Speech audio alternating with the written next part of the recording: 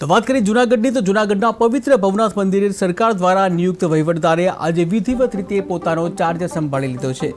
બીજી તરફ મંદિરમાં ચાલી રહેલા તણાવને કારણે ચર્ચામાં રહેલા મહંત મહેશ ગિરી બાપુએ પણ સરકારના આ નિર્ણયને આવકાર્યો હતો।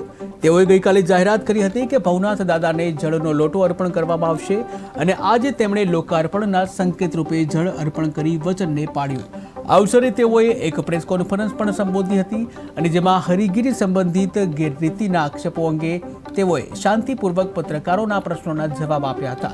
તેઓએ જણાવ્યું હતું કે ભવનાથ મંદિરના વિકાસ અને શાંતિપૂર્ણ માહોલ માટે તેઓએ સહકાર આપશે અને મંદિરની ભવિષ્યની કામગીરીમાં પણ ધર્મ અને સંસ્કારના મંત્રથી આગળ વધશે। મેં પહેલા જ કીધું કે મુદત પૂરી થઈ એટલે રિન્યુ કરી એવું નથી। મુદત પૂરી થયા પહેલા જ એમની અકાલપટ્ટી કરવામાં આવી છે।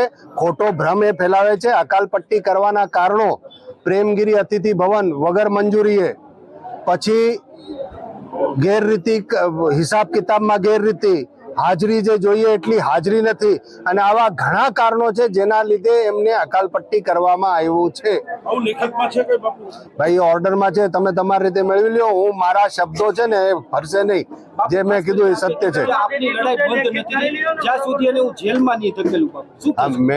મેં તમને કીધું જ છે કે ગેરરીતિ એમણે આચરી છે તો એના ઘણા બધા આવી છે। મારા પાસે ઘણા બધા પ્રમાણ અને પુરાવા છે। હું ધીમે પુખ્તા પૂરું સરખું થાય ને એના પછી હું જેના માટે આગળ વધવાનું છે આગળ વધીશ અને જેલમાં જે જવાની વાત મેં કરી એના માટે લડીશ। ખાસ કરીને બાપુ વધારે પ્રસાદ આપ કહો છો ગુરુ શિષ્ય પરંપરા મુજબ બંધની નિમણૂક કરવી જોઈએ, તો પ્રશાસનના નિર્ણયને તમે કઈ રીતે લ્યો છો? પ્રશાસનના નિર્ણય આ વચગાળાનો હુકમ છે। એમણે ચોખ્ખું કીધું છે કે થોડા જ દિવસો